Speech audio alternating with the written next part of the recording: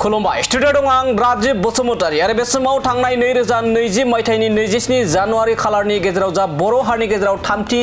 BTR गोजोन गोरोबथा आरो बिकेडब्लिउएसि नि जा गोरोबथा बेखौ लानानै एबा बेनि गेजेरजों जा 1500 कौटि पेकेज मोनफादोंमोन बेखौ लानानै बेरफ्रुसार बाथ्रा बुंथिदों आरो अजद दैखांदों थांनाय 5 बोसोर सरकार सालायनाय थामहिनबा बिटिसिनि बारग' चिफ प्रमद बर' बिथांनि सायाव गोबां माने अजद दैखांनानै बाथ्रा बुंथिदों बे समाव बिटिसिनि चिफ हाग्रामा महिलारि बिथाङा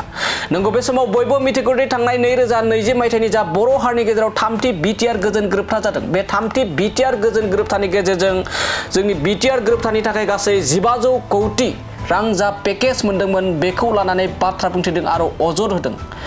बिटिसियावल' मानो बेबायदि 1500 कौटिखौ लाखिनांगौ गासैबो पेकेजफोरखौ बिटिसि ओनसोलावल' प्रमद बर'आ लाखिदों मोनसेबो बिकेडब्लिउएसि आव हराखै होननानै बाजेट दैखाङाखै होननानै बे समाव बाथ्रा बुंथिदों अजद दैखांनानै बाथ्रा बुंदों गासैखौबो प्रमद बर' बिथाङा बिटिसि ओनसोलावल' लाखिदों होननानै बाथ्रा बुंथिदों बे समाव खौरांगिरिफोरनि सोंथि खालामनायाव उल्था फिनजाथाय होननानै बाथ्रा बुंथिदों दि बे समाव बुंथिदों दि भारत सरकार आरो रायजो सरकारा रांखौल' 1500 कौटि हरदों नाथाय बेनि डेभेलपमेन्टनि खामानि मावैया बे जोंनि सायाव एबा जोंनि आखायावसो थायो होननानै बाथ्रा बुंथिदों नाथाय प्रमद बर' बिथाङा बेफोरखौ मोनथिसेयावबो बिटिसि ओनसोलावल' बे 1500 कौटिखौ लाखिदोंमोन नाथाय आं बेबायदि खालामा फैबाय थानाय समाव बे 1500 कौटिनिफ्रायनो बिकेडब्लिउएसि निबो जौगानाय खामानि मावगोन होननानै बाथ्रा बुंथिदों बिथाङा आरोबाव फोरमायथिदों दि बिटिआर गोजोन गोरोबथाखौ आबसु आरो एनडिबि लोगोसे इउबिपिआ खालामनाय जादों आरो बेबायदिनो थिक आबसुआ बिटिसियावबो दङ आरो बिटिसिनि बायजोआवबो दङ एनडिबिफोराबो जेरै बिटिसियावबो दङ आरो बिटिसिनि बायजोआवबो दङ बेखायनो बिटिसियावबो थानांगौ आरो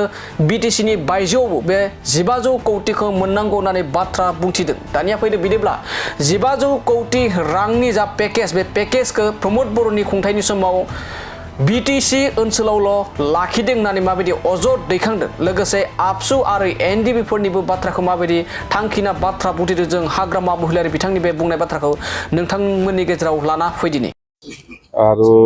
আমি কৈছোঁ যে চুক্তিকাৰী হিচাপে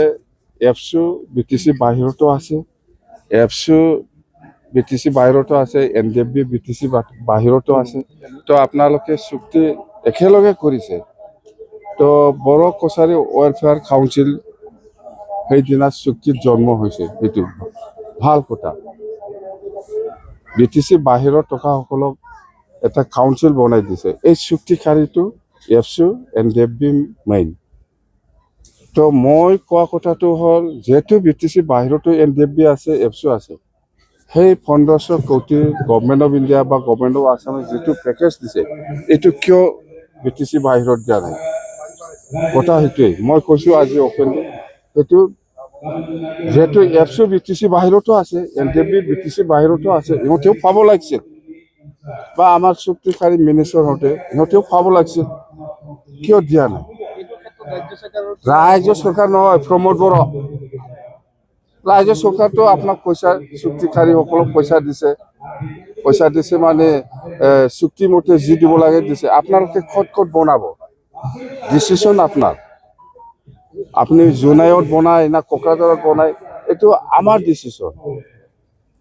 সেইটো ডিচিশ্যন অকল বিটিসি কৰিলে নহব না অথৈ বিটিসি লৈছে এইফালে একটাও নাই এই কথাটোই মই জনাই দিছো